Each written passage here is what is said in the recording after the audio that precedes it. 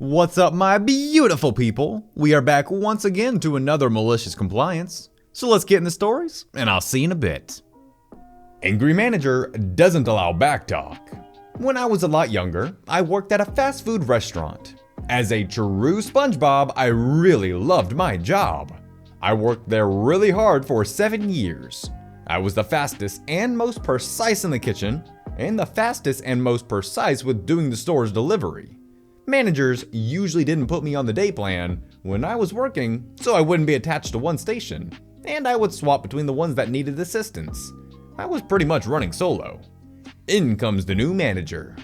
The other managers inform him that I'm very stubborn, but if left alone, I'll make his shift easy. He sees this as a challenge to his leadership, or something, and starts giving me specific jobs, which I complete in no time and continue jumping around between stations.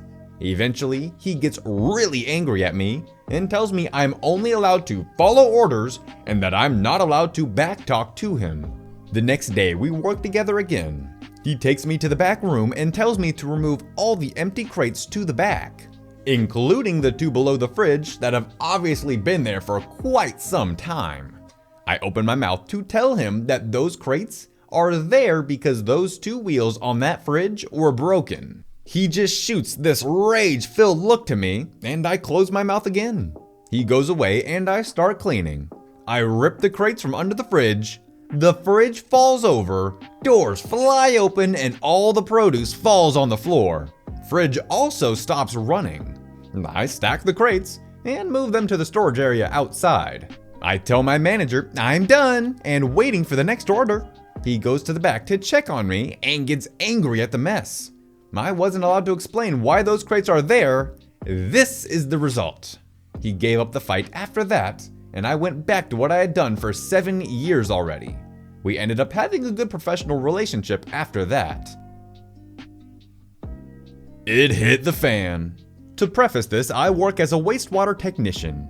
My job involves taking a truck with a 600-gallon water tank and a diesel-powered compressor and blowing clogs out of sewer lines. Your toilet backed up? I'm the guy the city sends out with some big mad scientist gloves and rubber boots. I love my job, not because of the subject matter, but because of the laid-back way the job operates. And the pay and benefits don't suck either. So a few weeks back, me and my coworker get a call out to this house. I look up the address, find the lateral sewer line from the house to the main on the map, and then look at the call history. This one's a problem child, and the notes even make mention of the resident at this address being nasty and deliberately failing to follow instructions on the sewer maintenance. The fact that someone actually had to give them instructions on not to flush hand towels down the toilet really speaks volumes here. Actual cotton hand towels, not just wet wipes. I know they say they're flushable, they really aren't. Well, we get out there, and there's a city councilman waiting for us. Turns out that the resident is their relative, somehow. I didn't dig too far, and only found that out afterwards. Whatever. We do our job and check the city cleanout, which is usually at the front of your yard under a little metal lid. Most people's are grown over by their lawn. And there's no flowing or standing water there. This is where our job should have ended. The city's responsibility only extends from the sewer main to that cleanout, no further. Well, the councilman starts telling us to run our line further up. I explain we have to have the residents sign a waiver holding the city harmless for damages if we do that, and I have to get authorization from the wastewater department manager. The usual hoops, you know? He gets on the phone with my boss and starts rattling his cage about this. So my boss calls me on my phone, says, "Look, I know and you know that this is a bad idea, but do what he says or he's gonna make our lives hell." I agree. The resident signs the waiver after we inform her of what could happen, and we start searching for the resident cleanout to push our line through and down to the sewer, so it'll be clear the entire lateral line. Well, we can't find it. It's probably under the porch that was added sometime in the last 3 years, and we can't get to it. Councilman goes ballistic over this, of course, because how dare we peons impede his ability to impress his own family? I call my boss back and inform him of this, and he says, "That lateral runs into a manhole, right? Just go through the manhole and up towards the house." The reason that I really didn't want to do this is that the compressor on that truck pushes out water at something near 4,000 psi, depending on which head we use on the hose. But the big man hath spoken.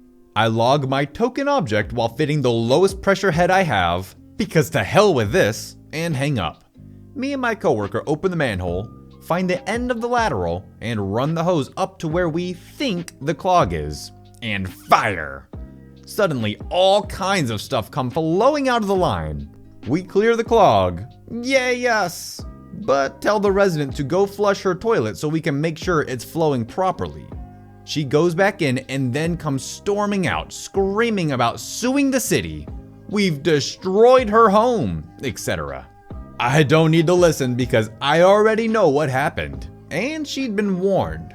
The pressure blew back up the 4-inch wide lateral, right up to her toilet and out of it, along with everything in its way.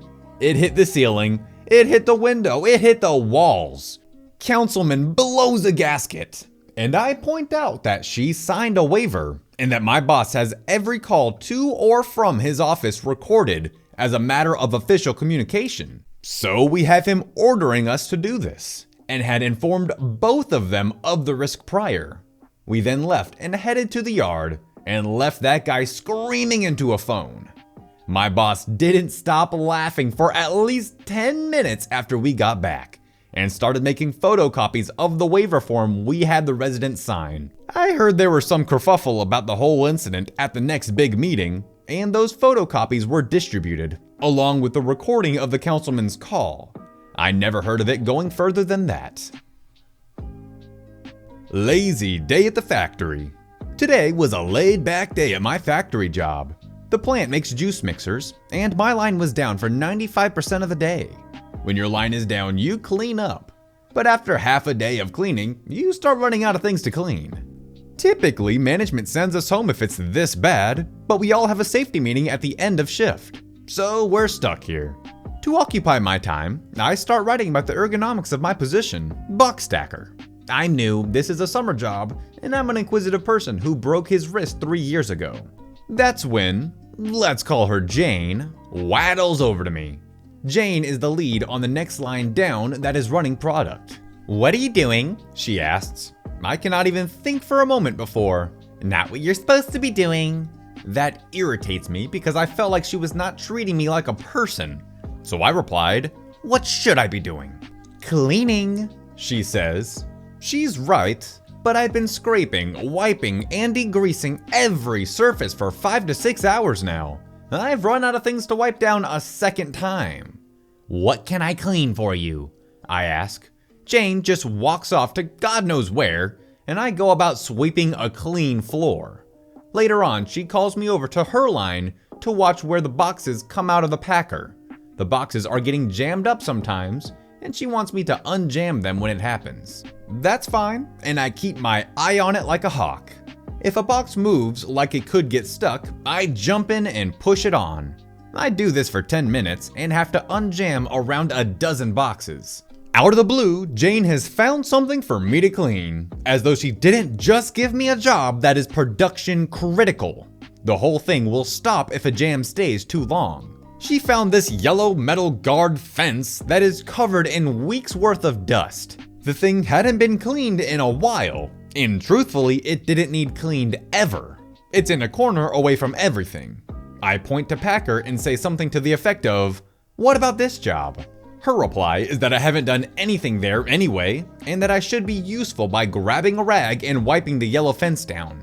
No protest from me. One fence cleaning coming up.